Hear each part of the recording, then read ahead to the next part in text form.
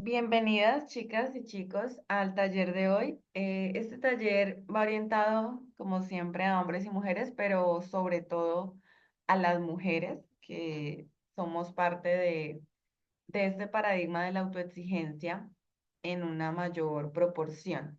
El taller lleva por hoy el título de El paradigma de la autoexigencia, autoexplotación voluntaria y falsa libertad.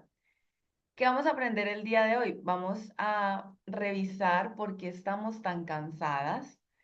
Vamos a ver cómo hemos pasado de la sociedad disciplinaria a la sociedad del rendimiento, la autoexigencia como identidad, la libertad como exceso de opciones, el origen de los deseos. Vamos a revisar de dónde provienen nuestros deseos, porque tienen un origen social y un origen personal, el poder de no poder, cuál es la libertad sana, el ritmo propio como libertad y por último un plan de acción para vivir en libertad real. Luego tendremos el de siempre espacio de preguntas y respuestas. Lo primero que vamos a ver es por qué estamos tan cansadas. Quiero contarles que este taller fue inspirado, o sea, la idea principal de este taller fue inspirado en un libro que se llama La Sociedad del Cansancio. Es un libro sobre psicopolítica del autor Byung-Chul Han, un filósofo contemporáneo. Es un libro que se enfoca en hablar precisamente de este paradigma de la autoexigencia no vivida como una elección personal, sino como una imposición, pero nos han llevado a pensar que realmente es lo que queremos cuando simplemente es una consecuencia de empezar a validarnos a través de cuánto podemos rendir o cuánto podemos producir. Diciendo esto, vamos a ver un poquito varias dimensiones respecto a por qué estamos tan cansadas. Entonces, lo primero es analizar el cansancio actual. Nosotras no estamos cansadas únicamente por trabajar demasiado, estamos cansadas porque sostenemos todo el tiempo y no podemos realmente aflojar o no podemos descuidar ningún área de nuestra vida, sino que por el contrario se nos exige estar constantemente creciendo, se nos exige estar constantemente avanzando, progresando, aun cuando eso implica sacrificar nuestra salud o sacrificar nuestro descanso. Es por eso que muchas personas, sobre todo muchas mujeres, mencionan cómo les cuesta apagar su mente incluso cuando van a dormir, porque todo el tiempo están pensando en qué me falta por hacer, qué debo hacer para mejorar en esta área o en la otra. Entonces es muy importante que veamos esta parte del cansancio actual como algo estructural. La segunda dimensión que nos lleva a estar cansadas es la autoexigencia. Nosotras hemos aprendido que debemos poder con todo, que debemos rendir, avanzar y sobre todo que debemos no fallar. La autoexigencia ya no solo se ha convertido en una conducta, sino que se ha convertido en una identidad desde la cual vivimos y nos valoramos. Entonces yo me valoro más en función de los resultados que tenga, en función de la cantidad de dinero que gane, en función de los títulos que obtenga, en función de cuánto progrese a nivel personal o a nivel profesional. Estamos midiendo nuestro valor desde esa autoexigencia hacia resultados externos. Lo otro es la evaluación constante. La evaluación constante también es una dimensión que nos lleva a estar cansadas todo el tiempo porque no basta solo con que hacemos muchas cosas, sino que nos observamos haciéndolas. Muchas veces ni siquiera logramos disfrutar el proceso porque todo el tiempo estamos evaluando los resultados, ¿no? Nos evaluamos, nos comparamos y muchas veces llegamos a caer en medirnos con medidas que no son nuestras, medirnos con el progreso de otras personas, medir nuestros resultados de vida con los resultados de vida de otras personas, simplemente porque hay variables que coinciden, como por ejemplo la edad. Entonces es muy común, por ejemplo, evaluarnos en comparativa con una mujer o un hombre que tenga nuestra misma edad, dejando de lado muchas otras circunstancias, incluyendo el entorno, que influyen en que tengamos resultados diferentes.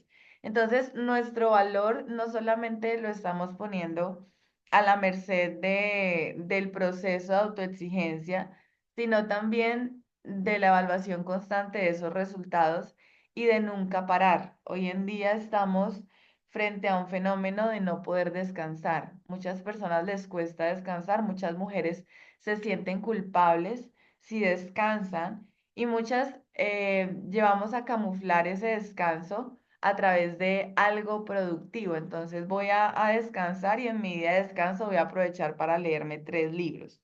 O voy a aprovechar para hacer aseo, o voy a aprovechar para hacer algo que inconscientemente me lleva a pensar que no estoy haciendo nada improductivo, sino que estoy haciendo algo para avanzar, así sea en conocimiento, en limpieza, en algo. Tengo que estar avanzando en algo. Lo otro es la relación con el descanso. Tenemos una mala relación con el descanso.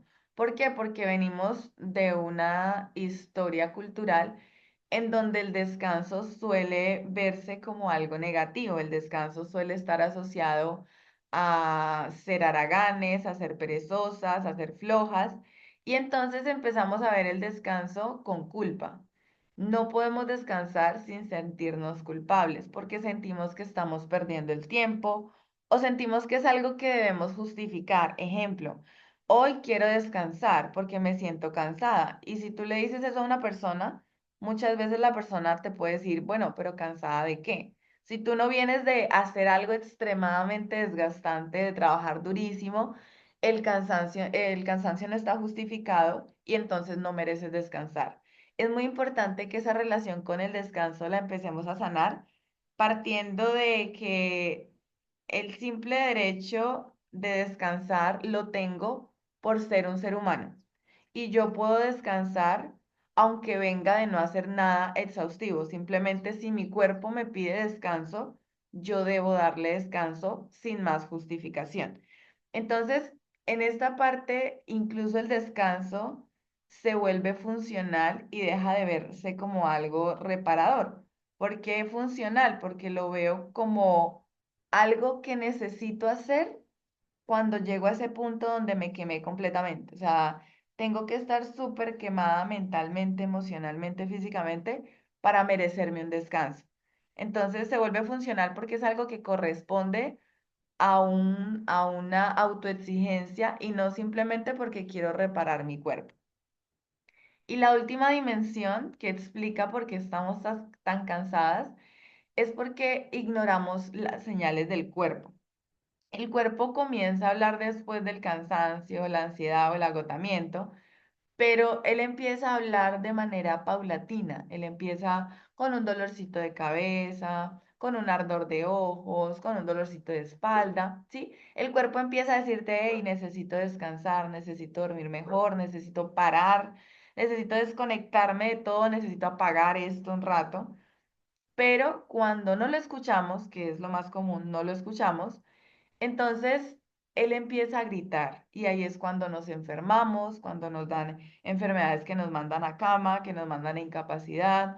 Muchas personas incluso llegan a accidentarse porque el cuerpo busca la manera de dar, de que le demos eso que necesita y si tu cuerpo necesita parar y tú no paras voluntariamente cuando él te está hablando, el cuerpo te va a llevar a parar de una manera más brusca para que lo escuches.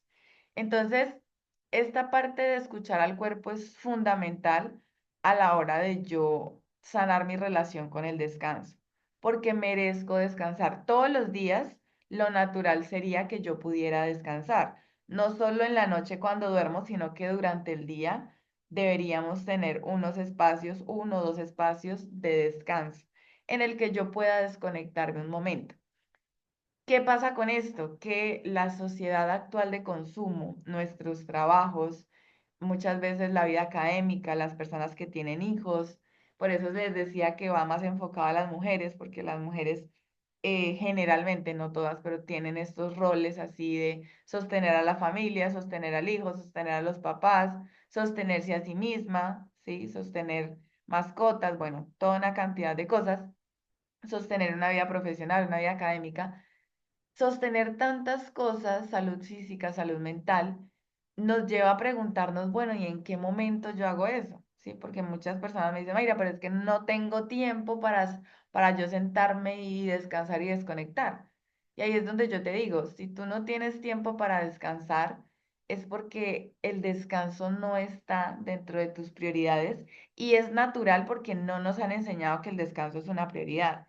Y el fin de este taller precisamente es sembrarles esa semilla de que el descanso es una prioridad o debe ser una prioridad.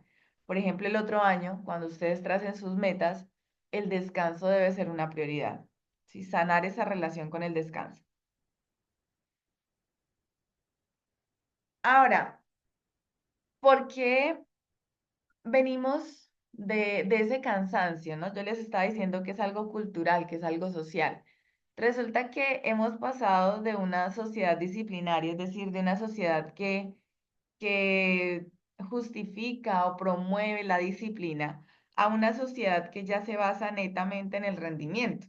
Ya no vale tanto ser disciplinado, sino ver realmente un resultado diario. Entonces, durante mucho tiempo pensamos que la opresión tenía una forma clara, ¿no? Normas, prohibiciones, figuras de autoridad que nos decían qué podíamos hacer y qué no. Y crecimos creyendo que ser libres era romper esas reglas y liberarnos de los límites impuestos, ¿no? Cuando estábamos en la casa, las reglas de los papás, ustedes hacen lo que yo diga hasta que vivan aquí, bueno, muchas situaciones que se viven. Sin embargo, algo cambió. Hoy ya no vivimos bajo un sistema que nos dice es, no puedes hacer esto, sino bajo un sistema que nos repite constantemente, tú puedes hacer eso. Y tú puedes hacer todo lo que quieras y tú puedes hacer todo al tiempo y tú puedes con todo. Ya no es una prohibición de no puedes, sino tú puedes. Y aunque esta frase de tú puedes parece liberadora porque nos empodera y nos dice yo soy capaz de hacerlo, es precisamente ahí donde comienza una forma mucho más sutil de control. ¿Por qué? Porque el límite ya deja de venir de afuera y se instala dentro de nosotros. Y cuando no tenemos límites, cuando yo no sé decirme, hey, yo no puedo hacer esto, sino que constantemente me digo, sí puedo, sí puedo, sí puedo, sí puedo, la exigencia se vuelve infinita y entonces el cansancio se normaliza porque queremos hacer de todo. Y la explotación ya no se siente como una imposición porque realmente, bueno, cuando tenemos un trabajo en el que nos están explotando, todavía hay una explotación, pero nadie te está explotando a nivel académico, nadie te está explotando a nivel personal, ¿sí? Pero tú sí te estás autoexplotando a ti misma como una elección personal por el hecho de no ponerle límites a ese sí puedo hacerlo, ¿sí? Y por eso es que es muy importante yo empezar a mirar cuáles son las diferencias entre esa sociedad disciplinaria de antes y la sociedad del rendimiento de hoy. Antes la vida estaba organizada desde la prohibición y la norma externa. Por ejemplo, en el caso de las mujeres, si nos vamos a nuestra historia, ¿no? El feminismo y los derechos, obviamente antes no teníamos derechos, no podíamos hacer muchas cosas. De hecho, era el otro extremo en donde existían límites muy claros, autoridades visibles, habían muchos, usted no puede hacer esto por ser mujer, y esas prohibiciones precisamente llevaban a que las mujeres tuvieran un rol y no pudieran hacer nada más. No estamos diciendo acá que eso es positivo, para nada. Simplemente estamos hablando de la sociedad disciplinaria de antes, donde no había libertad. El poder operaba desde afuera, las instituciones, las figuras de autoridad, habían castigos visibles, la opresión era externa y por lo tanto se podía identificar cuando una persona estaba siendo explotada. El sujeto obedecía para evitar el castigo. El conflicto era entre el individuo y la norma. El cansancio era principalmente físico, porque, pues, por ejemplo, en el caso de las mujeres, los roles de las mujeres estaban ligados más que todo a las tareas físicas, al hogar, a los hijos. En el caso cuando, mucho más antes, cuando había el tema de la esclavitud, era una explotación más que todo física. Entonces era un cansancio principalmente físico ligado al esfuerzo y al trabajo impuesto, ¿no? En las fábricas también, cuando se dio la revolución industrial, todo eso. Y la explotación provenía de otro. Eso es como lo más a resaltar, que la explotación venía de afuera, de otra persona, de el sujeto que podía reconocerse como opresor y el sujeto que podía reconocerse como oprimido. O sea, había una persona que oprimía y había una persona que era oprimido y había una persona que era opresor. Ahora que estamos en la sociedad del rendimiento, hay muchas cosas positivas, obviamente, porque pues ya tenemos libertad, tenemos derechos. Como les decía, ya tenemos una mentalidad de poder en el que yo puedo hacerlo todo y puedo hacer muchas cosas. Entonces, la vida se empieza a organizar desde la posibilidad ilimitada. Si yo quiero, puedo hacer lo que sea que se me cruce por la mente, siempre y cuando pues tenga ciertos recursos, ¿no? Ciertos recursos humanos, económicos y demás. Pero ya no se nos dice no puedes hacerlo, sino que se nos dice tú puedes. Y entonces estamos desplazando el límite al interior de la persona. Yo soy la única persona que me puedo decir a mí misma que no puedo hacer. Y si ustedes empiezan a escuchar todos estos movimientos de desarrollo personal y de éxito, ¿en qué se enfocan? En decirte, tú puedes, tú puedes, tú puedes, tú puedes. ¿Quieres ser multimillonaria a los 30? Tú puedes. ¿Quieres sacar 3 títulos en 2 años? Tú puedes. ¿Quieres convertirte en, no sé, patinadora olímpica? Tú puedes. ¿Quieres montar un refugio de animales? Tú puedes. O sea, puedes hacer lo que tú quieras. ¿Quieres aprender 7 idiomas en un año? Tú puedes. O sea, puedes hacerlo todo. El límite te lo pones tú, ¿no? Esa es como la presión que nos dan. O sea, el límite te lo pones tú. Si tú quieres, tú lo puedes hacer. Entonces, tenemos ese peso de elegir qué no puedo hacer y como estamos rodeados de personas que sí pueden hacerlo, entonces llega esa parte del ego de decir, bueno, ¿y yo por qué no voy a poder? ¿Sí? El poder entonces opera desde adentro. Cada persona se convierte en su propio vigilante, en su propio juez y exigente. La presión ya no se percibe como opresión, sino como una elección personal. Hay personas que viven autoexplotadas, ¿sí? Y precisamente por eso, porque eligen hacerlo así. Mayra, no tengo otra opción porque quiero estas metas, pero tú elegiste esas metas. Y vamos a ver más adelante esas metas de dónde vienen, si es una expectativa social o si es algo que realmente tú quieres. El sujeto entonces se exige para no sentirse insuficiente y el conflicto ya es interno. Nunca se es lo bastante capaz, nunca se es lo bastante productivo y nunca se es lo bastante exitoso. ¿Por qué? Porque la capacidad, la productividad y el éxito socialmente están moldeadas con unas expectativas demasiado altas. Y entonces ahí es donde empieza esa presión interna. El cansancio ya no es físico solamente, sino que el cansancio es mental y existencial. Hoy en día, la cantidad de casos de trastornos de depresión y de ansiedad en niños, o sea, estamos viendo ya no solo adultos, sino niños, adolescentes de 13, 14 años, pensando cómo se van a hacer millonarios a los 18, es un cansancio mental y existencial producto de esa autoexigencia constante y de la imposibilidad de parar sin culpa, porque si yo paro y dejo de producir un día, se me adelantó el otro. Entonces, ¿qué es lo grave de eso? Que la explotación ahora es voluntaria. Nos estamos explotando voluntariamente y el sujeto se explota a sí mismo creyendo que se realiza y que está ejerciendo su libertad. Eso es lo más complejo de esta situación, que nosotros creemos que nos estamos realizando como personas y que estamos tomando decisiones desde la libertad, cuando realmente nos estamos autoexplotando por la influencia de un sistema consumista. Esta parte, este taller es muy importante y por eso les decía que esto es psicopolítica, porque esto habla de psicología, pero también hay un poco de sociología y de filosofía. Y el objetivo con este taller es precisamente eso, que la persona que lo vea, sobre todo la mujer que lo vea, se vaya con una idea diferente o con unas preguntas de qué está haciendo realmente con su vida, de por qué está viviendo bajo esa autoexplotación.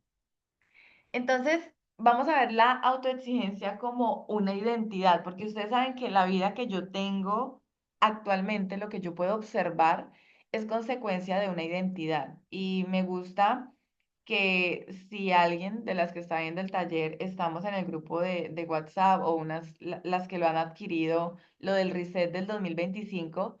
Me encanta que lo hayamos visto antes de trazar la identidad del otro año, que es más adelante, porque justo quiero que nos cuestionemos si queremos llevarnos esa identidad de autoexigencia al otro año. Entonces, cuando hablamos de la identidad y hablamos de la autoexigencia como una identidad, vamos a hablar de varios aspectos. Lo primero es cómo la autoexigencia pasa de ser una conducta a una identidad. Cuando la autoexigencia deja de ser algo que hago, digamos, yo puedo ser autoexigente, digamos, yo soy chef, soy cocinera, entonces yo soy autoexigente como chef porque me exijo en que la comida quede pues en su punto.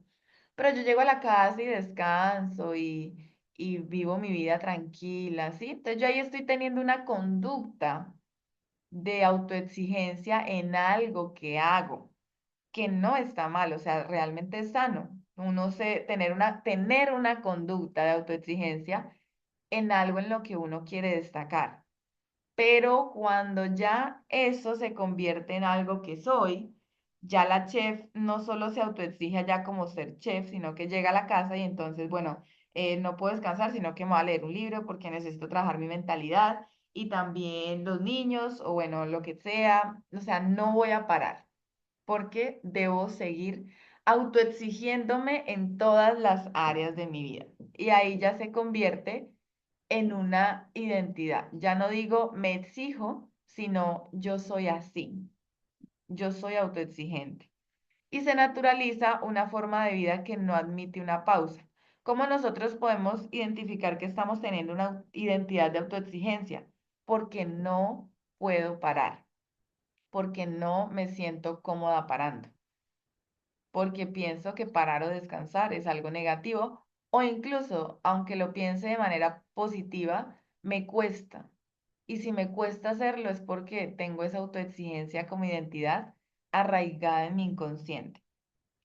El valor personal ya deja de ser intrínseco, ya no valgo por ser quien soy, que eso lo he trabajado mucho con ustedes en otros talleres donde hablamos de la valía personal, la importancia de yo valer porque soy yo y punto, ¿sí? Simplemente porque soy yo y punto, y ya eso me hace una persona valiosa y ha pasado a depender del rendimiento. Entonces me siento valiosa si produzco, me siento valiosa si tengo tantos títulos, me siento valiosa si tengo tanto dinero, me siento valiosa si soy exitosa en las relaciones personales, ¿no? Me siento valiosa si cumplo, me siento valiosa si avanzo o si demuestro que soy capaz. Ah, pero el día que me está costando levantarme de la cama, el día que simplemente la existencia me está pesando, el día en el que tuve un ataque de ira y exploté, ese día entonces ya no soy valioso, porque ese día no estoy avanzando, sino que incluso mi mente me puede decir, estás retrocediendo. Y entonces ya mi valor personal disminuye. Y eso es importante porque nuestro valor personal es el mismo el día que yo cumplo con una meta y el día que a mí me cuesta levantarme de la cama.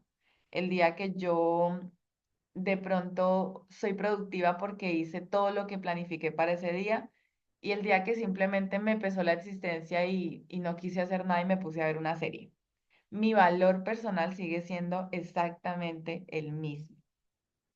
La relación con el descanso, cuando hay una identidad de autoexigencia, el descansar no se vive como una forma de autocuidado, debe ser como algo como cepillarte los dientes. Tú te cepillas los dientes para cuidarte los dientes, valga la redundancia, pues uno descansa para cuidar el cuerpo y la mente y las emociones. Pero no se vive de esa manera, sino como una pérdida de tiempo, como un retroceso o incluso como irresponsabilidad.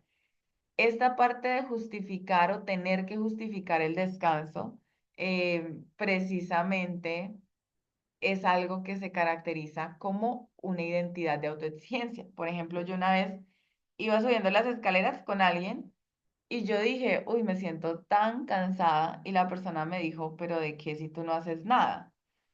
Y ahí yo me di cuenta como que, wow, la gente cree que uno tiene que justificar el descanso y muchas veces piensan que porque uno no, pues no se está quemando, quién sabe, abajo el rayo del sol, entonces uno no merece descansar o no tiene por qué sentirse cansado. En cuanto a la relación con el error, esto también es fundamental porque la persona que tiene la autoexigencia como identidad es intolerante al error o al fallo. Entonces, el error no se integra como parte del proceso humano, que es lo que yo les decía hace varios meses, ¿no? El tema de aprender que yo soy humana y que como humana cometo errores y que como humana no me sale siempre las cosas como las planeo. Pero entonces la relación con el error es que no se integra como parte del proceso humano, que sería lo sano, sino como una falla personal, como un algo está mal conmigo. Y no fallar se vuelve una exigencia constante. Y ahí pues también caemos en el perfeccionismo. ¿Cuál es la consecuencia emocional de esto? Aparece la culpa, aparece la ansiedad funcional. ¿Cuál es la ansiedad funcional? Que tal vez no te den ataques de pánico, pero todo el tiempo vives con ansiedad generalizada, ¿sí? Tienes manías, te muerdes las uñas, te arrancas el cabello, mueves la pierna, cualquier tipo de manía que hagas todos los días constantemente, eso es ansiedad funcional. Y hay muchos adultos que viven con ansiedad funcional y no saben, pues porque ven normal comerse las uñas, mover la pierna todo el tiempo, morderse la boca, moverse el pelo, rascarse la cara, o sea, todo ese tipo de manías las normalizaron, pero en realidad es una ansiedad funcional en consecuencia de esa autoexigencia y hay una sensación permanente de no ser suficiente. No soy suficiente para los demás, no soy suficiente para mí. Incluso cuando logro mis objetivos, siento que no es suficiente y llega a mi mente, bueno, ¿y ahora qué más? ¿Qué más? ¿Qué sigue? ¿Cuál es el costo oculto? La identidad autoexigente se sostiene sacrificando el cuerpo, el deseo, la calma y muchas veces la conexión con uno mismo y con los demás. Algo que yo siempre le digo a una persona que se está autoexigiendo, y claro que me lo he tenido que decir a mí muchas veces, es, bueno, ¿y si usted se muere mañana, qué? ¿Sí? O sea, si usted se muere mañana, ¿cómo vivió su último día? Estresada, con dolor de cabeza, cansada, diciendo, pero es que me toca hacer esto porque si no lo hago yo, ¿quién más me lo hace? Entonces, cuando usted se muera o cuando usted termine en el hospital, entonces ahí sí, ¿quién lo va a tener que hacer? Ahí la gente tiene que encontrar otra persona que lo haga. En su trabajo van a tener que reemplazarla con alguien. En su casa, si usted es la que cocina, alguien más va a tener que cocinar. Si usted es la que cuida a los perritos, alguien más va a tener que cuidar los perritos, ¿sí? Esa materia por la que usted se está sacrificando, pues se va a perder igual porque ¿quién la va a estudiar? Y van a haber otras personas. Entonces, cuando uno entiende que realmente nada, absolutamente nada, es más importante que la tranquilidad y que la estabilidad del cuerpo, la salud, la calma, uno empieza a simplemente ver las demás cosas como no tan relevantes. Porque es que eso es lo que la sociedad de consumo nos quiere hacer creer, que todo es más relevante que yo, ¿sí? Que todo es más relevante que mi salud, que todo es más relevante que mi salud mental, que mi salud física. Porque claro, obviamente tu trabajo es más importante que tu salud mental, obviamente tu carrera es más importante que tu salud mental, obviamente tu familia es más importante que tu salud mental. Obviamente, quedar bien con todo el mundo es más importante que tu salud mental, ¿sí? Porque eso es lo que nos dice la sociedad. Cuando uno empieza a romper ese molde de, no, si tengo que quedar mal en el trabajo, pues quedo mal en el trabajo, pero primero mi descanso. Si me echan, pues que me echen y me consigo otro trabajo donde realmente me valoren. Mayra, es que es fácil decirlo, pero es difícil hacerlo. Yo sé. ¿Sí? Porque obviamente las condiciones laborales y todo, eso es un complejo, pero por eso les digo, es la prioridad que yo tenga, ¿sí? Y la seguridad que yo tenga. Si yo soy segura de que yo soy capaz de encontrar un lugar mejor, ¿sí? Si yo supero ese miedo a perderlo, a ese miedo a que me duela, ese miedo a sufrir, yo me voy a arriesgar a salir de donde mi cuerpo y mi mente y mis emociones se están sacrificando. Les ponía el ejemplo del trabajo, pero también en las relaciones. Hay relaciones en donde uno es autoexigente, por ejemplo, relaciones de parejas tóxicas, que no salimos de ahí por el miedo a que no encuentre algo mejor y entonces sacrifico mi mente, mi cuerpo y todo, cuando la realidad es que yo debo trabajar en mi seguridad de que yo siempre soy capaz de encontrar algo mejor en donde se respete mi salud física y mental. Yo siempre soy capaz de encontrar un trabajo mejor en donde se respete mi salud física y mental. Yo siempre soy capaz de encontrar una persona mejor en donde se me respete la salud física y mental, ¿sí? Incluso las carreras. Hay personas que se salen de la carrera, ¿sí? La sociedad de consumo lo ve mal. ¿Cómo vas a dejar la carrera 2 semestres de semestre? No, es que yo soy capaz de encontrar una carrera en donde se me respete la salud física y mental. Yo merezco encontrar eso, ¿sí? Entonces, ese es el cambio de mentalidad y el cambio de identidad. Una identidad ya no de autoexigencia, sino una identidad de merezco priorizar mi cuerpo, mi salud mental y mi salud física. Ahora, lo que les hablaba de las opciones. La libertad actual nos la están mostrando como un exceso de opciones. Durante mucho tiempo nosotros asociamos la libertad como la posibilidad de elegir, ¿no? Yo soy libre cuando puedo elegir. Y creíamos que cuantas más opciones tuviéramos, más libres seríamos. Sin embargo, en la experiencia cotidiana está ocurriendo algo totalmente distinto y es que el exceso de opciones no nos libera, sino que nos agota. ¿Por qué? Porque vivimos obligados a elegir constantemente quién quiero ser, qué quiero hacer, cómo quiero vivir, qué versión de mí quiero mostrar. Y la libertad ya no se está sintiendo como un alivio, sino que se está sintiendo como una presión permanente. Como que la libertad de yo elegir ya no es algo que se goza, sino es algo que me está pesando. Porque la responsabilidad de yo elegir qué hacer con mi vida a veces pesa. Pero ¿cuándo pesa? Cuando yo quiero elegir desde las expectativas de una sociedad.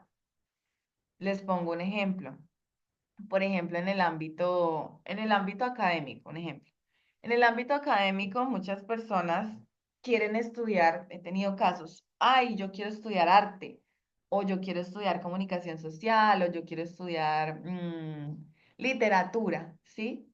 No, Mayra, pero la verdad es que mis papás me dicen que eso no da plata, que eso para qué, que me voy a morir de hambre, no me van a tomar en serio, ¿sí? No, Mayra, yo quiero estudiar modelaje, pero me da miedo que las demás personas no me tomen en serio, que me vean como bruta, tal.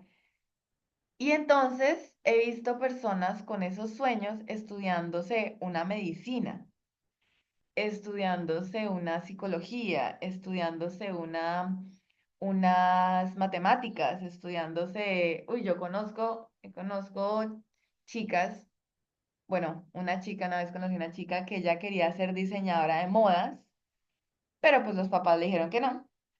Y la vida de la chica, o sea, ella es muy fashionista y ella le gusta mucho la moda y tal, pero la chica es matemática y está haciendo posgrado en matemáticas. Y realmente es una carrera que le ha costado la salud mental porque ella no es de ahí. Ella no es de ahí, simplemente está cumpliendo una expectativa porque pues, wow, una matemática, ¿no? Wow, el respeto, ¿sí? Entonces también he visto casos con medicina, ¿sí? Y no estoy satanizando esas carreras, pero lo que estoy diciendo es que, por ejemplo, el desgaste de una medicina, el desgaste de una psicología, el desgaste de una matemática, desgaste de una economía o el desgaste de una contaduría, muchas cosas, eh, solamente son justificables si es algo que a mí realmente me apasiona. Pero aun cuando me apasione, yo debo seguir priorizando mi descanso.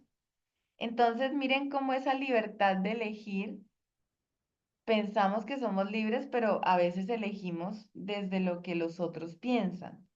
Desde, ¿será que si yo me dedico a esto van a pensar que soy tonta? ¿O será que si yo me dedico a esto no me van a tomar en serio? ¿Será que si yo me dedico a hacer cerámica y a pintarle y a vender mis tacitas, nadie me va a tomar en serio y me van a ver como una fracasada? Ah, sí, entonces no, mejor venga, yo me monto una empresa de Big Data o una empresa de marketing digital y ya la rompo y todo el mundo, wow, wow, ¿cómo lo haces? ¿Sí? Pero ¿a qué costo? ¿A qué costo? Entonces, la libertad se está presentando como algo negativo por el exceso de opciones y por la influencia que están teniendo las expectativas de los demás en nosotras. La promesa de la libertad, se nos promete que tener múltiples opciones nos hará libres y felices. Sin embargo, esta promesa oculta que elegir sin descanso implica una exigencia constante de decidir correctamente. La obligación de elegir, no elegir, ya es una opción válida. Siempre hay que tomar decisiones, definirse, avanzar, optimizar. Incluso no saber se vive como un fallo personal. Entonces, esa es muy importante porque nosotros debemos tomar decisiones y se nos pide avanzar, optimizar, definirse, pero hay momentos en la vida en los que uno no sabe qué hacer. Sí, hay momentos en la vida en los que, por eso es que le llaman que la crisis de los 20, que la crisis de los 40, que la crisis de los 30, donde uno se para, mira su vida y uno dice, a mí esta vida no me está gustando. ¿Y cómo yo sé que tengo una vida que no me gusta? Porque estoy enferma, porque tengo ansiedad, porque tengo estrés, porque tengo cansancio, ¿sí? Yo ahí me doy cuenta que no estoy viviendo la vida que quiero vivir. Y el verdadero reto es encontrar cuál es la vida que yo quiero vivir. Y el reto más grande todavía es elegir vivir esa vida, aunque la sociedad me crucifique. ¿Sí? Ejemplo, si mi vida soñada es vivir en una finca y no sé, vender café, yo qué sé, cualquier cosa, que para los demás puede verse como algo fracasado, pero yo allá en ese lugar no voy a tener ansiedad, no me va a doler la cabeza, no me voy a estresar, voy a vivir plena. El elegir desde esa lealtad a mi salud, a mi paz, es lo que realmente es un reto por la presión social. Lo otro es que cuando elegimos, cada elección viene acompañada del miedo a equivocarse, miedo a perder algo mejor, miedo a no estar a la altura. Entonces, Mayra, me da miedo aplicar este trabajo porque qué tal, no, es que yo sí tengo esos títulos, pero yo ya ni me acuerdo. O Mayra, pero me da miedo terminar con esa persona porque qué tal que no encuentre nada mejor. O Mayra, me da miedo salirme de la carrera porque qué tal luego me arrepienta y vea a mis compañeros graduarse y yo apenas iniciando otra. Entonces, esa libertad se transforma en ansiedad porque creo que existe una decisión correcta. Y resulta que no hay decisiones correctas, simplemente hay decisiones que traen unas consecuencias, pero en la mayoría de veces siempre se puede cambiar de decisión, siempre se puede cambiar de opinión. Y está bien. Lo que pasa es que eso también la sociedad lo tiene mal visto. Cambiar de opinión lo ven como algo malo, lo ven como algo inestable. Y lo he escuchado, me lo han dicho pacientes, Mayra, me da miedo cambiar de carrera, me da miedo cambiar de profesión, me da miedo dedicarme a otra cosa porque es como la segunda vez y mi familia me dice que soy un inestable, que nunca voy a llegar a nada porque no me defino por algo. Y yo lo único que le digo es, eres privilegiada de tener la valentía de poder cambiar de idea y de opinión, porque es la única forma de yo poderme conocer. Yo no sé a mí qué me gusta si yo no pruebo. Obviamente, no estamos hablando dentro de las cosas que no dañen tu integridad, ¿no? Pero yo no voy a saber si no me gusta si no lo pruebo. Entonces, muchas veces para encontrar nuestro lugar, debemos probar varias cosas. Hay personas que lo saben desde pequeñitos, ¿sí? Esa persona que desde pequeñita le gustó pintar o le gustó cantar y por ahí se fue porque pues tuvo el apoyo, tuvo el entorno, chévere. Pero hay otros que no, hay otros que pintaban y cantaban, no tuvieron el apoyo, no tuvieron el entorno y hoy están en una oficina. Y tienen dos opciones, o vivir y morirse ahí en la oficina estresados, o volver a recordar qué era eso que les apasionaba y qué es eso que harían aunque no les pagaran, y cómo es esa vida que soñaban de antes. Lo otro es la autoevaluación constante. Después de que tú tomas una decisión con miedo de que te equivoques, empieza la comparación, ¿no? ¿Qué tal que otro lo haga mejor que yo? La otra está más adelantada, la otra tiene más dinero, la otra tiene más profesión, la otra no la embarazaron, todo ese tipo de cosas. Y entonces elegir ya no trae descanso, sino que trae más autoevaluación constante. También hay una imposibilidad de cerrar porque el exceso de opciones impide sentir un cierre. Es como que siempre aparece algo más que se podría hacer, ¿no? Otra vida posible que no se eligió. Entonces, cuando, por ejemplo, en el tema de la terapia, que es algo que me preguntan mucho, en el tema de la terapia me dicen, bueno, Mayra, es que siempre aparece algo más por sanar, siempre algo más que mejorar. En el tema del dinero, siempre hay una cifra mayor, siempre alguien está ganando más que tú, entonces siempre hay otro tope que alcanzar. En lo académico siempre hay otro título, siempre hay otro de diplomado, siempre hay otro curso. En cuanto a los hobbies, siempre hay algo que se puede aprender. Y como les digo, no es algo negativo siempre y cuando no lo pongamos por encima de nuestra salud mental y de nuestra salud física. Y en consecuencia emocional, pues el resultado no es más libertad, sino un cansancio mental, una indecisión crónica y una sensación persistente de no es suficiente lo que estoy haciendo, no es suficiente lo que tengo, no es suficiente el lugar en el que vivo, no es suficiente, sobre todo por el tema de la comparación.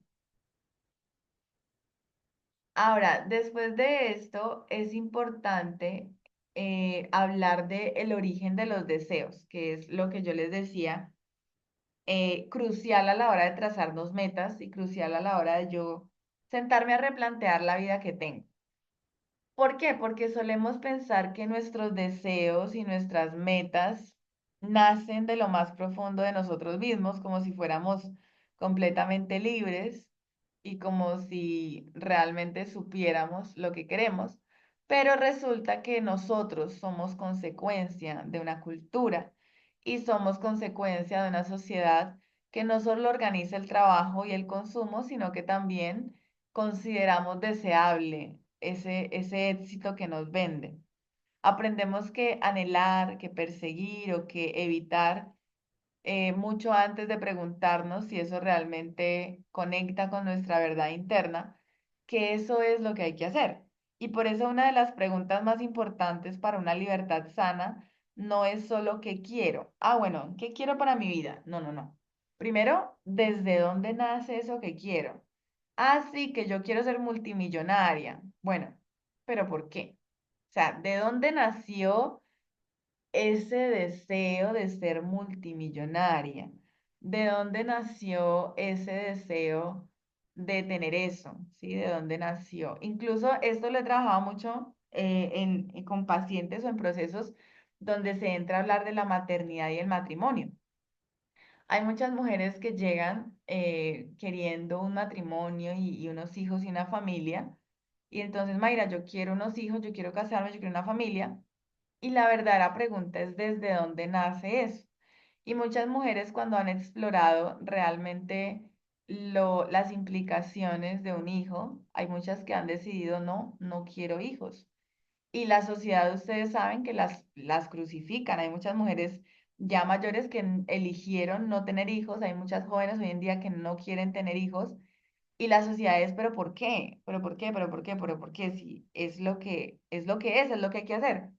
Entonces, son personas, no estoy diciendo que tener hijos esté mal, sino que si tú quieres tener hijos, un ejemplo, si tú quieres tener hijos, si tú quieres ser millonaria, si tú quieres tener una finca, si tú quieres tener un refugio de animales, si tú quieres ser contadora o artista, que tú sepas de dónde nace ese deseo. Ah, no, Mayra, es que yo quiero ser mamá porque yo tengo una vocación con los niños y me encantan los niños y siempre me han gustado los niños y me encanta y lo disfruto, disfruto los niños. Ah, chévere, tienes una vocación. Ah, Mayra, no, es que yo quiero tener hijos, pues porque si no tengo hijos, entonces ¿quién me va a cuidar cuando esté vieja? ¿Quién me va a cuidar en la vejez, no? Y si no tengo hijos, entonces ¿con quién voy a celebrar la Navidad? Como con las fiestas, ¿no? Mi cumpleaños, ¿quién va a ir a mi cumpleaños si no tengo hijos? ¿Sí? O sea, ambas quieren tener hijos, pero ambas los quieren tener desde dos lugares muy diferentes. Entonces, ahí es donde hay que plantearse, porque si yo quiero tener hijos solo para tener quien me cuide en la vejez, uno, probablemente me estrelle porque muchos hijos no van a estar en la vejez.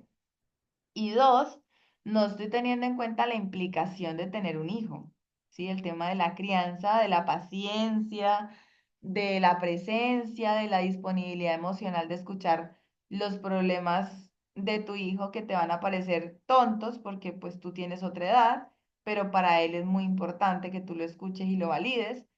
Y todo eso lo estamos omitiendo solo porque quieres tener hijos para que alguien te cuide en la vejez, ¿sí? Es un ejemplo. Lo mismo una carrera, lo mismo un trabajo. No, entonces yo quiero ser millonaria porque es que yo viví y crecí con carencias económicas, entonces quiero ayudar a mis papás y todo eso. O sea, estamos queriendo ser millonarios por las ideas o los porqués equivocados. Muy diferente al que alguien me diga, Mayra, yo quiero ser millonaria porque es que a mí este negocio me apasiona y yo cada lapicero que me vendo, yo me lo disfruto y no me importa y yo disfruto y la persona que tiene claro que su deseo es personal, generalmente le va a apasionar el proceso. La persona que tiene un deseo social, lo que la motiva es el final, el resultado. Y el proceso se lo sufre de una manera que ni les cuento. Y ahí es donde les digo, ahí cuando se sufran el proceso es donde aparece la ansiedad, el burnout y todo lo demás. Entonces, aquí les hice una tablita para que podamos identificar cómo sé yo si este deseo, si esta meta es personal o es social. Lo primero es el origen. Un deseo personal nace de una conexión interna con el cuerpo, con la calma y el sentido personal. Mis deseos personales me deben dar calma, no me deben dar ansiedad. ¿Sí? Una cosa es que sí, me genere nervios y miedo porque es algo nuevo, pero otra cosa es la ansiedad constante dentro del proceso, que es lo que les digo. O sea, me motiva el resultado, pero el proceso me lo sufro completamente. Un deseo social surge de las expectativas culturales, de los mandatos sociales y de los modelos de éxito externos. Por eso dice un dicho acá en Colombia, el que no conoce su historia va a repetirla.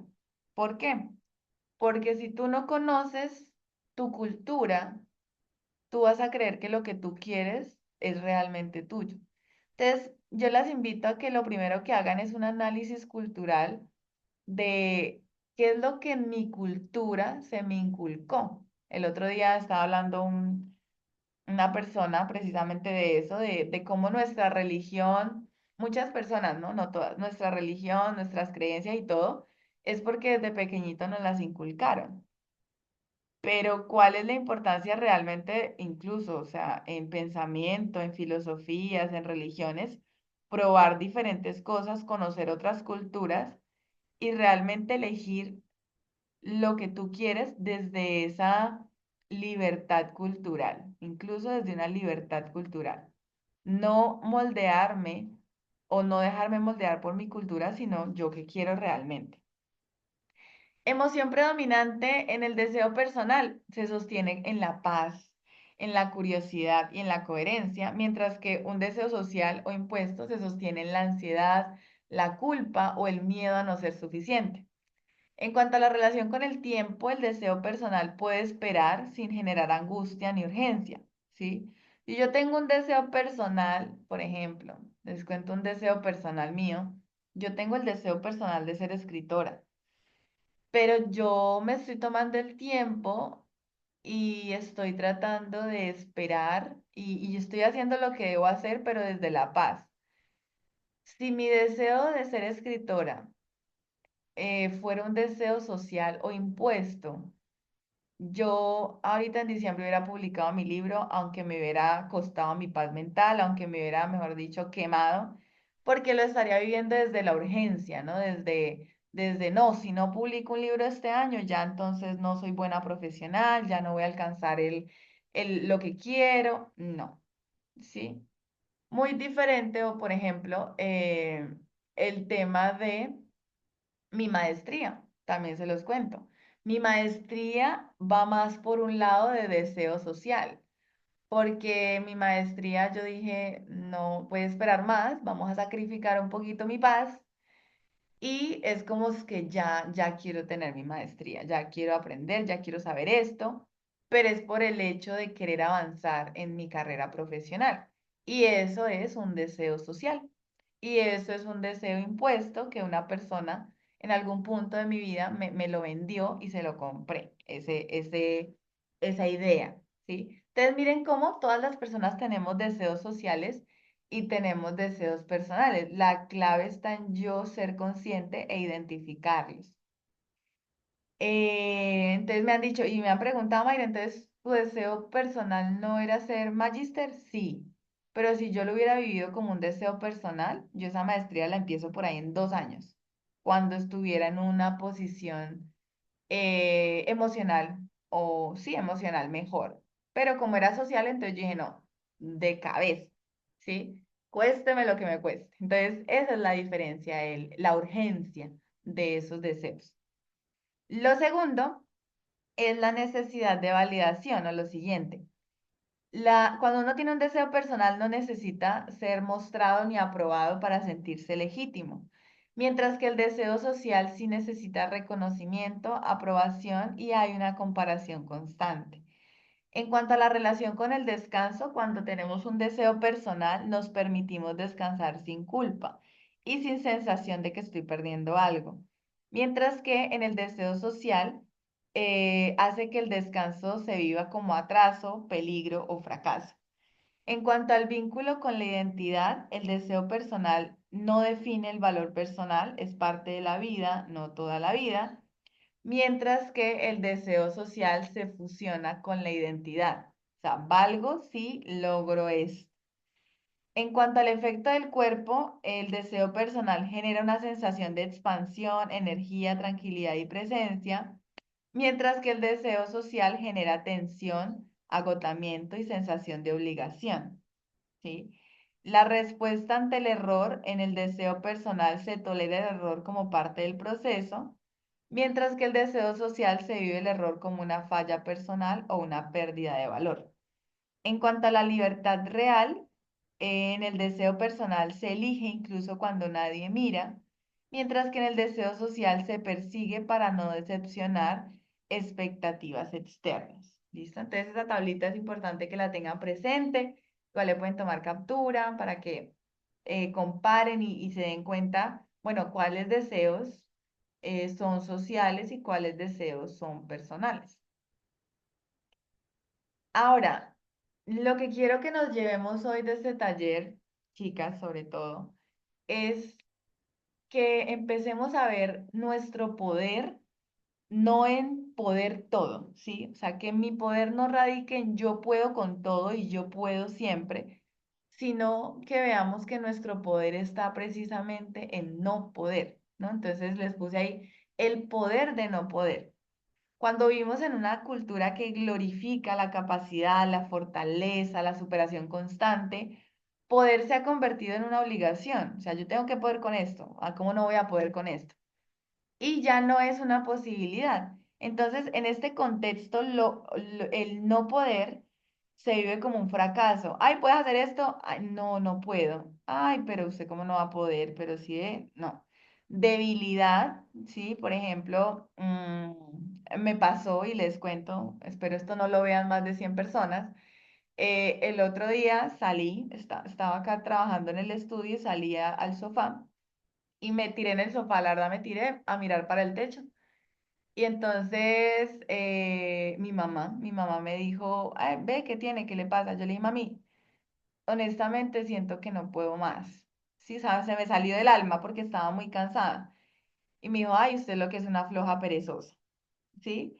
Entonces, el no poder más, las personas lo pueden ver como debilidad, como flojera, como pereza, pero realmente el no poder más es una señal de que estás haciendo muchas cosas y que estás haciendo cosas que no puedes sostener. Entonces, lo importante de esto es independizar mi valor personal de poder con todo. Porque cuando yo no puedo hacer algo, se amenaza mi valor personal. ¿Sí? ¿Por qué? Porque obtengo, como les acabo de poner el ejemplo, la reprobación o la desaprobación de personas que realmente me importan. Y eso afecta, ¿sí? Entonces yo debo tener una valía tan definida que cuando yo diga no puedo con algo o no puedo más o estoy cansada o no quiero hacer nada hoy, a mí un comentario de esos, de mi jefe, de mi pareja, de mi mamá, de mi papá, de mi tío, de mi hermano, no me afecte porque yo sepa que valgo, aunque ese día me sienta así, o que valga, o que valgo cuando digo no puedo hacer esto. Entonces, existe una forma y esta forma es profunda y es libertad real y se llama el poder de no poder. El poder de no poder es reconocer el límite. ¿Sí? Yo poder poner el límite y saber que no es rendirme, sino que soy humana y no puedo con todo. Soy humana y no puedo hacerlo todo el tiempo. Y allí donde dejamos de exigirnos esa omnipotencia de yo puedo con todo, comienza una relación más sana con la vida y es cuando iniciamos el día y observamos qué puedo hacer hoy.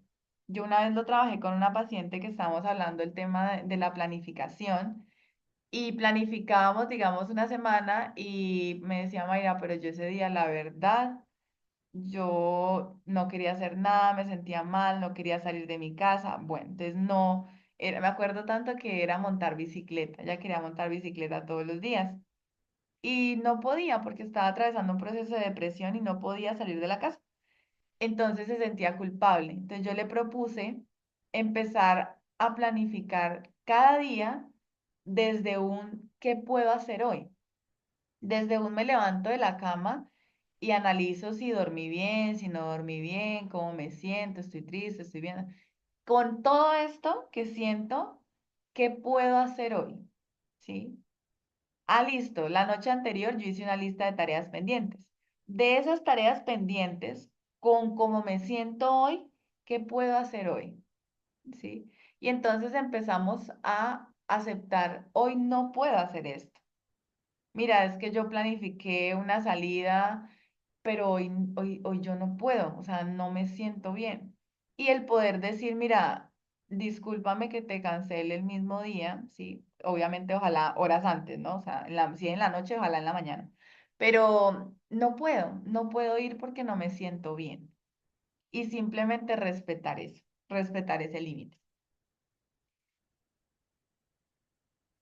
Ahí les comparto otra tablita con varias dimensiones respecto al poder. Y lo primero es saber que el tema del poder es una ilusión. Y la sociedad del rendimiento, que es la sociedad de la que les hablo actualmente, en donde valimos cuando rendimos, nos exige poder siempre, poder con todo, poder solas, poder sin descanso. Y esta exigencia borra el límite humano y convierte el cansancio en culpa. Cuando nosotros hablamos de no poder, ¿no? El no poder se interpreta como un fallo personal, como pereza, como falta de voluntad, cuando en realidad es una señal legítima de un límite físico, emocional o vital. O sea, cuando uno dice no puedo más es porque usted se llevó al límite, ¿sí? ¿Y cómo evitamos nosotros llevarnos al límite? Diariamente diciendo no puedo a ciertas cosas pequeñitas. No esperar a poder con todo y que mi cuerpo me diga en general, no puedo más, porque no pusimos un límite a nosotras mismas. Miren que eso es lo más importante, ni siquiera es un límite al vecinito, es un límite a mí misma. Y yo me lo planteaba anoche, yo decía, wow, increíble que, o sea, uno está aquí, yo en mi casa, estoy aquí sola en mi casa, nadie está viendo lo que yo estoy haciendo, solo yo sé por ejemplo, que tengo que entregar algo, solo yo sé si me voy a trasnochar o no, solo yo sé cómo me voy a levantar, sea, solo yo sé. Y si yo me exijo, nadie más lo va a ver. Soy yo con yo. Entonces, esos límites son para mí, ¿sí? Para establecer un límite conmigo mismo de prioricemos el descanso, prioricemos la tranquilidad, prioricemos la paz, ¿no? El cuerpo expresa bueno, el límite. Primero, el límite no es un defecto, es una información, lo que les decía. Debemos reconocer los límites porque nos permiten vivir con mayor honestidad y menor violencia interna. El cuerpo expresa el no poder antes que la mente, ¿no? Entonces, lo que les decía, cansancio, dolor, dolor de cabeza, apatía, no quiero nada, no quiero hablar con nadie, ansiedad. Y eso es un síntoma de cansancio. Y escuchar a nuestro cuerpo es un acto de respeto, no de debilidad. Si yo no he establecido límites, por ejemplo, a la hora de complacer a las personas, el yo decir hoy no puedo y hoy no estoy para nadie y hoy no hablo con nadie, eso es un límite y eso es priorizar tu salud mental y física. Ahora, la parte de la libertad sana nos permite decir no puedo hoy sin un autoataque, sin vergüenza y sin necesidad de justificarte. Muchas veces creemos que necesitamos una justificación gigante para decir no puedo. Y realmente no, no puedo, no puedo, no quiero. Y tenemos toda la libertad de hacerlo. Aceptar el no poder abre la puerta a la ayuda, a la comunidad y el cuidado mutuo. Y nadie está hecho para poder sola.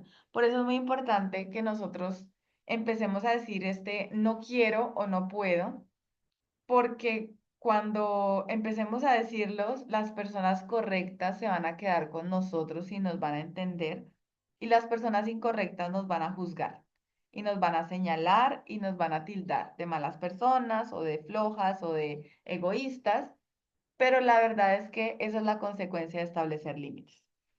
Aceptar el no poder, entonces abre esta ayuda a que otros digan, bueno, yo te ayudo con esto. Si no puedes sola con esto, yo te ayudo, yo te apoyo. Y ahí va mucho la parte de aprender a pedir ayuda también.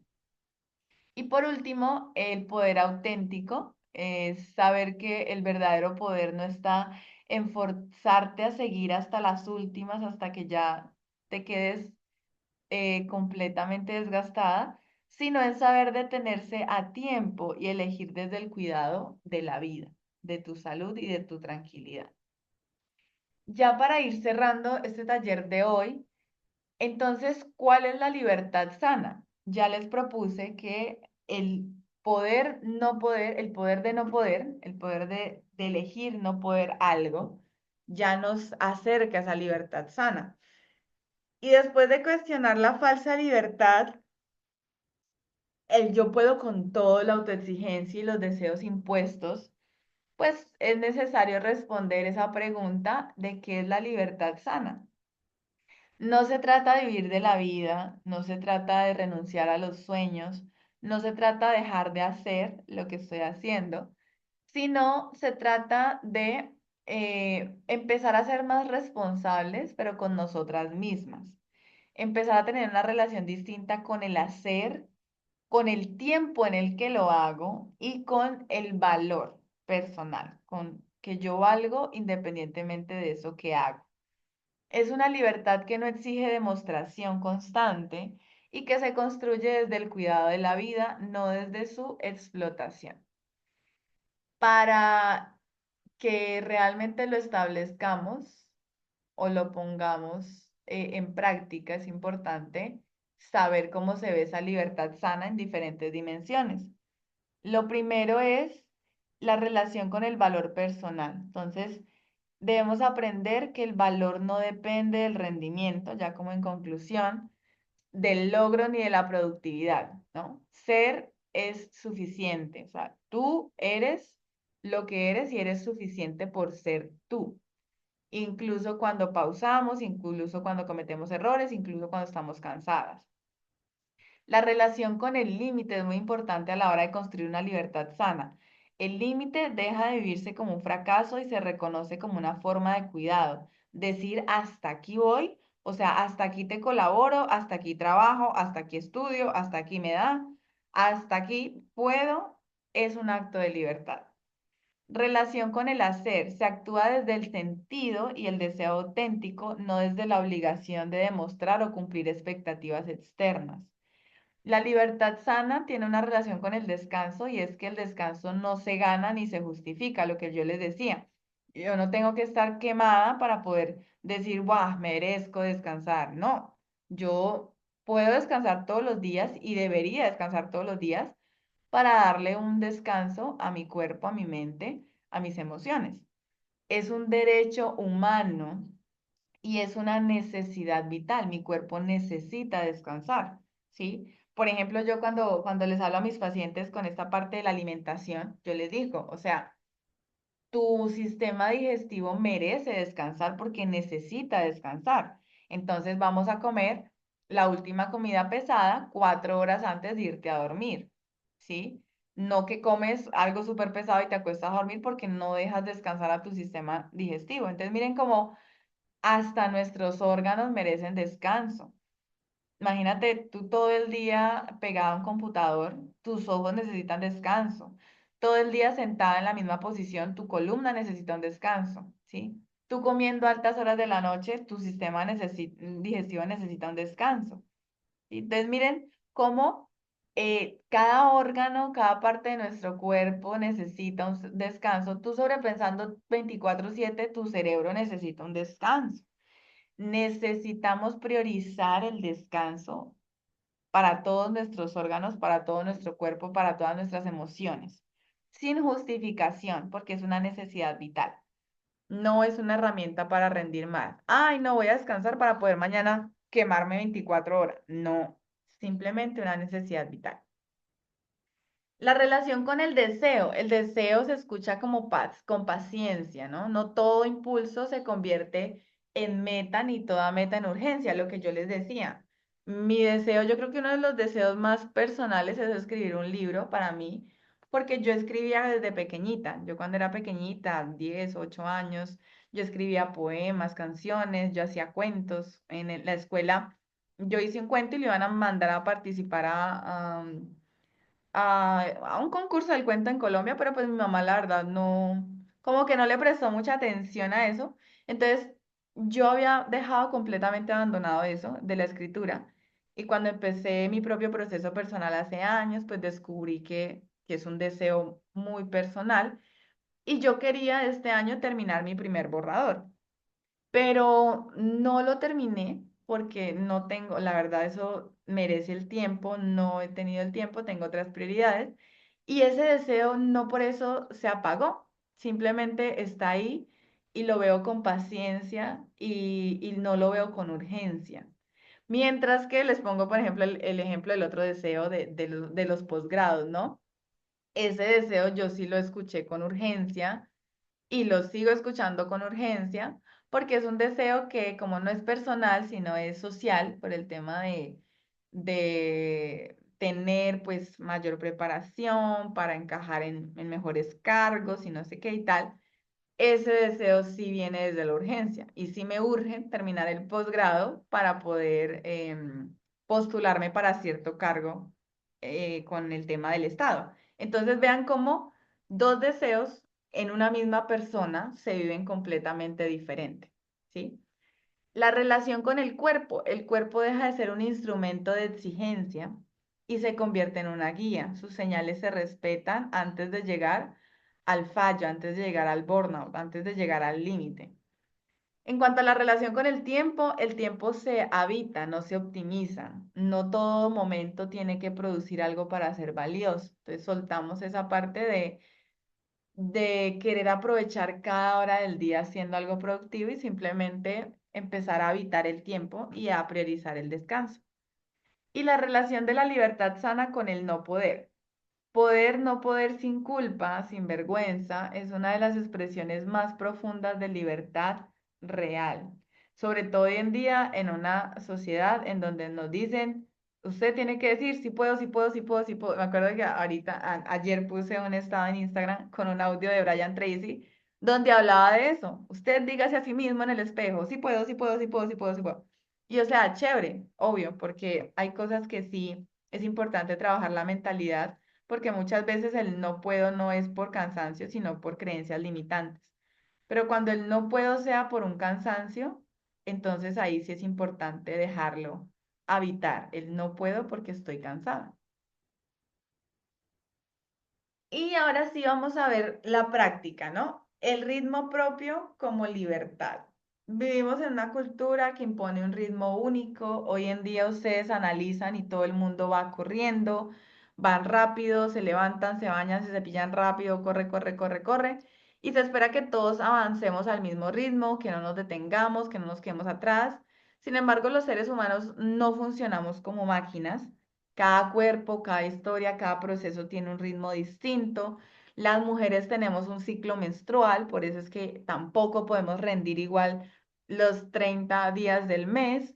Entonces, cuando ignoramos ese ritmo interno, cuando ignoramos nuestras fases de nuestro ciclo menstrual, que yo he visto mucho ese caso en mujeres que están siguiendo el sueño de Big Boss, ¿no? Del sueño de Big Boss, pero es un sueño impuesto y lo están viviendo desde oprimirse completamente, no escuchar su cuerpo, como que, uy, Mayra, me llegó la menstruación, tuve cólicos, 3 pastas, me sedé y siga que esto hay que producir. Estamos haciendo daño completamente a nuestro cuerpo. Y más adelante va a aparecer el cansancio, el burnout, la ansiedad y la desconexión. Recuperar así el ritmo propio, entonces no es pereza ni falta de ambición, sino que es una forma profunda de libertad y de respeto por la vida. Y aquí les comparto, chicas, entonces para que se lleven para sus casas, para que lo hagan, para que lo practiquen este nuevo año, un plan de acción para vivir en libertad real. Entonces, lo primero es la conciencia. La acción concreta es nombrar el cansancio sin culpa, entonces reconocer el agotamiento como un mensaje y no como un fallo personal en el primer acto de libertad. Que si tú estás cansado, cansado, en lugar de, que eso lo he visto bastante, estoy cansado, me tomo 3 litros de café, me tomo 3 energizantes y siga, ¿sí? O sea, estamos durmiendo el cansancio en lugar de nombrarlo y dejarlo estar. Nombrar lo que ocurre reduce la autoexigencia automática. Estoy cansada, estoy cansado. Deseos.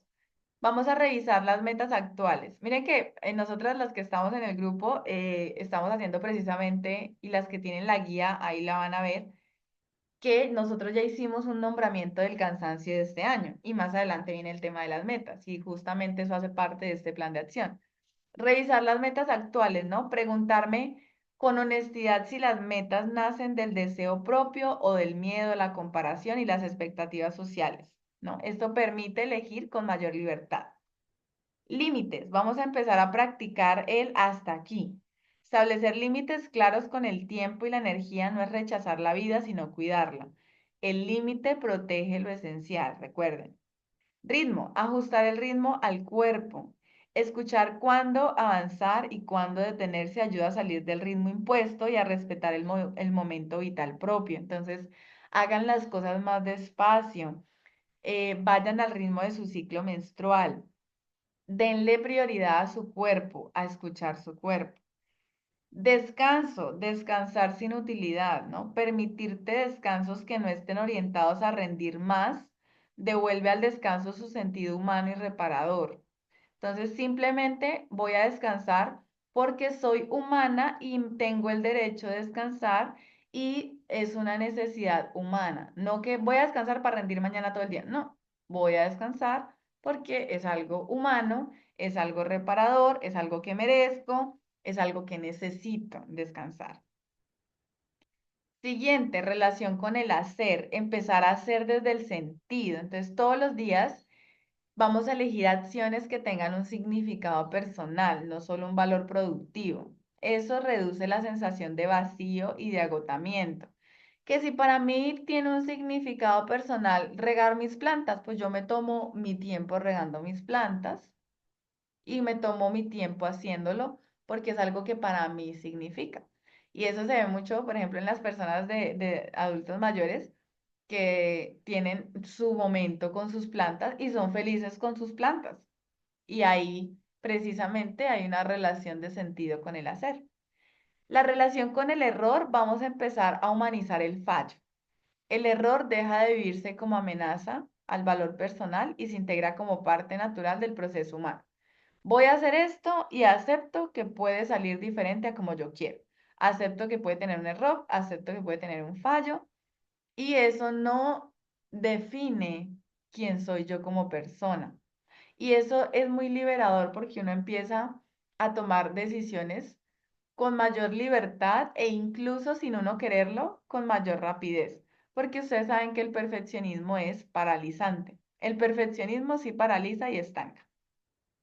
Cuerpo, escuchar señales tempranas. Atiende el cansancio, atiende ese dolorcito de cabeza, atiende ese ardor de ojos, atiende ese dolor de espalda, atiende ese que te está temblando ya el párpado, atiende eso. Descansa, o sea, escucha tu cuerpo, escucha la tensión y escucha también la apatía, que si de repente ya no quieres hablar con nadie, quieres solo no hablar con nadie o estás irritable, todo eso son señales de que tu cuerpo está cansado y eso se presenta antes del colapso, ¿sí? Permite cuidarme la salud física y emocional antes del colapso, porque va a llegar un punto en el que voy a colapsar. Vínculos, pedir y aceptar ayuda. Entonces vamos a salir de la autosuficiencia forzada y vamos a permitir el apoyo de otros. Eso es una forma profunda de libertad y humanidad compartida. Y es que esta parte de la autosuficiencia, chicas, es tan fuerte y les comparto una anécdota porque yo lo estoy viviendo actualmente. Pues yo crecí sola, valiéndome por mí misma, siempre he sido independiente, autosuficiente, y mi mente, la parte del ego, siempre me ha dicho, usted no necesita a nadie, usted puede sola. Actualmente que llegué a la vida espiritual, pues con el tema de Dios, se nos habla mucho de depender de Dios y de pedirle a Dios. Y pues yo venía del otro lado, de la manifestación, del tarot, del ocultismo, en donde yo hacía todo solita. Yo quiero eso, yo lo manifiesto, yo lo hago, yo lo decreto, yo me encargo de que eso pase, yo puedo, ¿sí?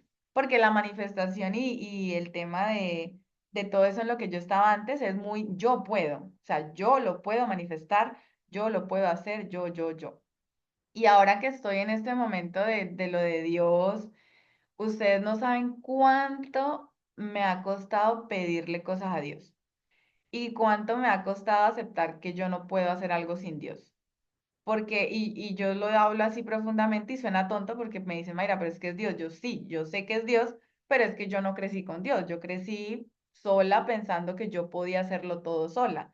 Y que alguien venga y me diga que hay un ser supremo que debo depender de él y que ya no soy autosuficiente, sino que debo pedirle ayuda a él y él es como soltar toda esa carga, que obviamente es maravilloso cuando se logra, pero miren la lucha con la autosuficiencia que viene tan arraigada, por ejemplo, en mi caso.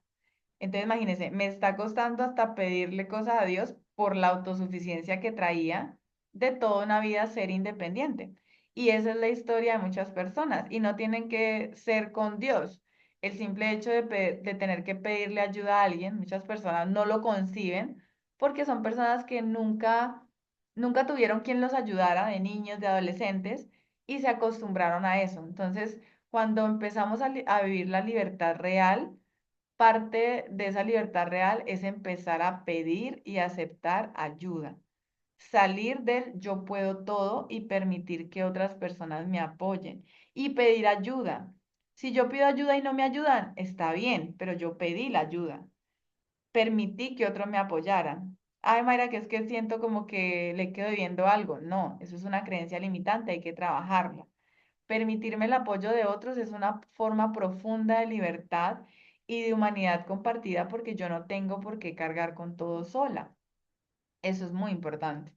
Y por último, revisión constante. Entonces, cada tanto volveré a preguntar, ¿desde dónde estoy viviendo hoy? ¿Por qué? Porque la libertad real no es un estado fijo, sino una práctica continua que hay que estar revisando, porque estamos en una sociedad, tenemos unas redes sociales en donde a nosotras las mujeres se nos dicen que usted tiene que ser así, hablar así, tener esto, hacer lo otro, a los hombres igual. Entonces, y no solo algo, o sea, no solo una cosa, no.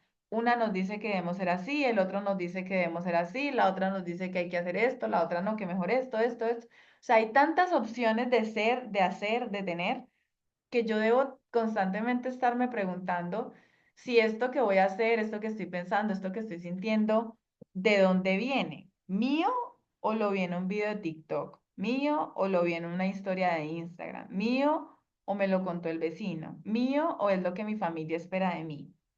¿Listo? Entonces, chicas, ese sería el plan de acción. Le pueden tomar fotico, igual queda el video en YouTube. No sé si de pronto hay alguna pregunta o respuesta. Bueno, tenemos aquí a Laura. No sé si tienes alguna pregunta o respuesta. Las que estén viendo el video pueden dejar sus preguntas también en los comentarios. No sé si Laura tienes alguna pregunta. ¿Cómo te pareció?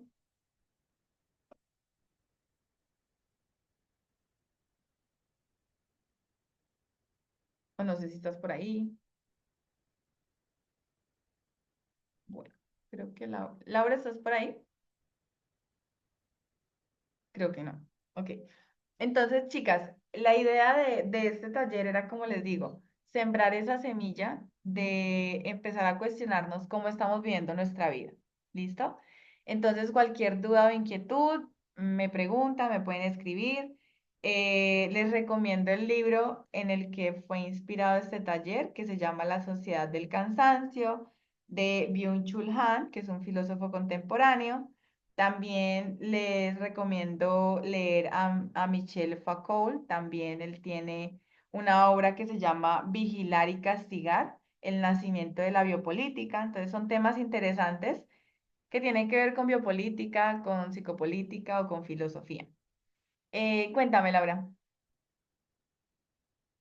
Ah, ya, perdón, es que estaba trabajando, estaba escuchando el audio. Pero sí tengo una Tranquila, no te pregunta. preocupes.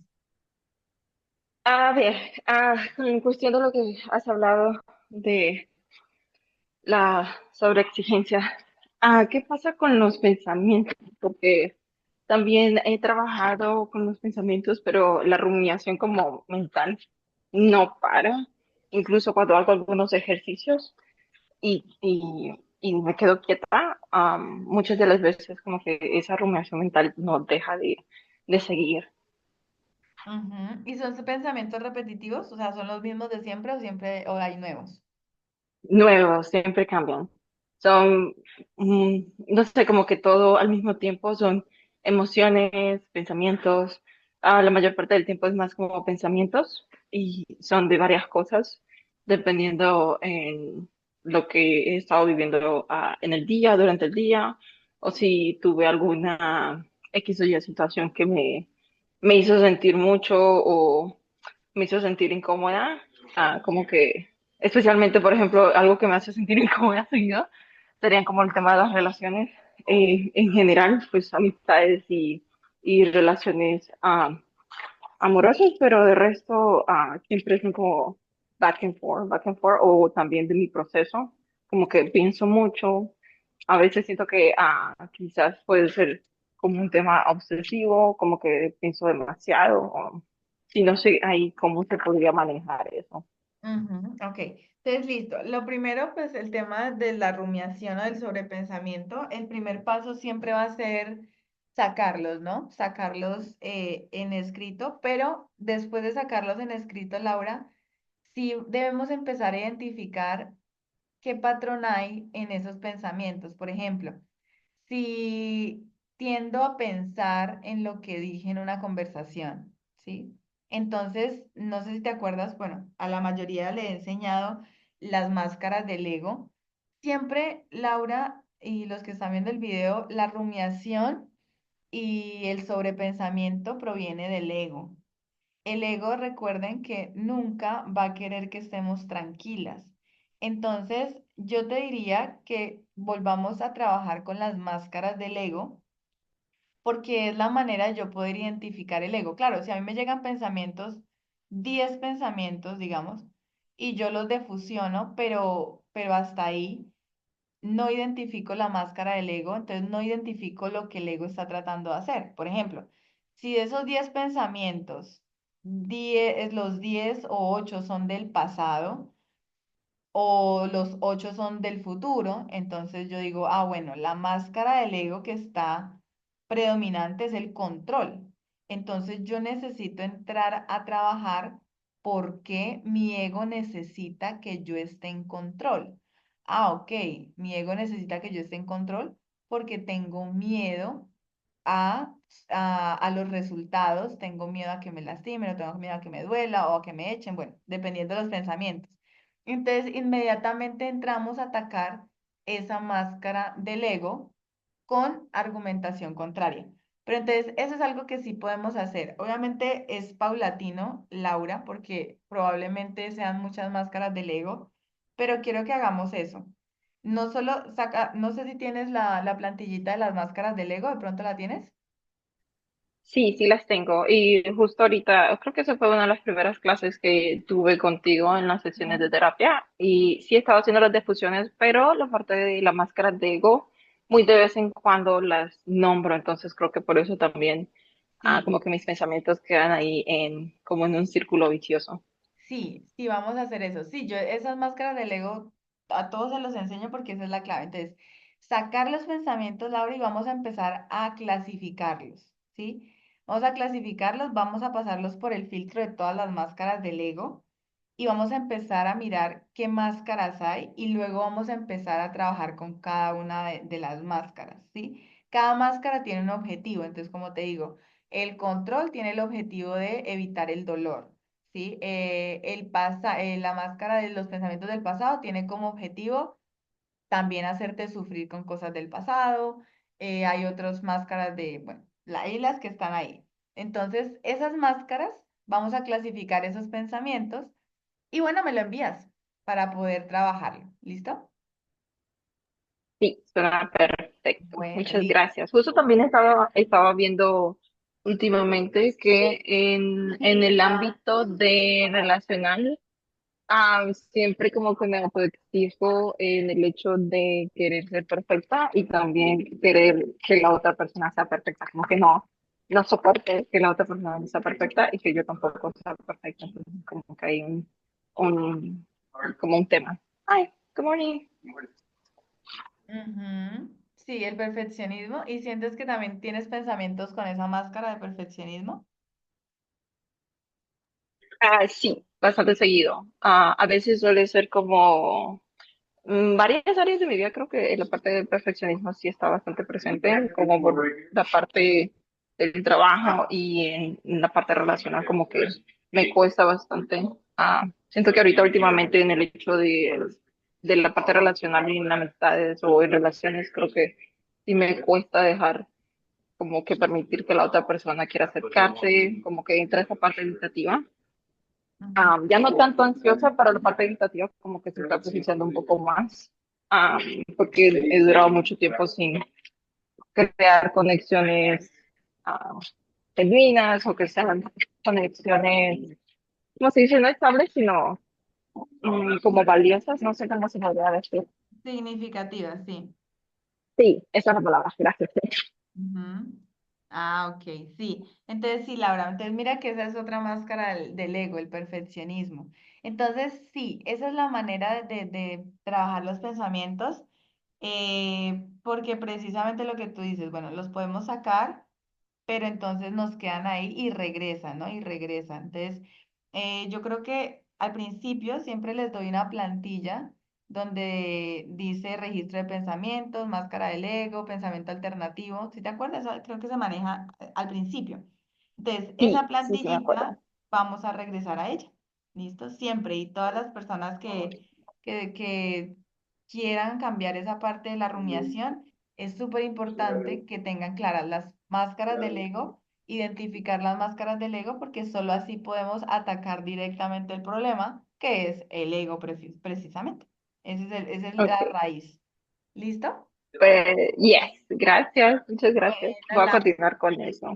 bueno, Laura, con mucho gusto. Entonces, me alegra que hayas participado en vivo en el taller. Chicas, eso sería todo por hoy. Entonces, cualquier cosita, nos vemos en el próximo taller, que es el último del año, que es sobre finanzas personales. ¿Listo? Entonces, que estén muy Y bien. entonces, ya. Bueno, cuídate mucho, Laura. Chao. Chao, chicos. Gracias, chao, gracias por el taller. Con gusto.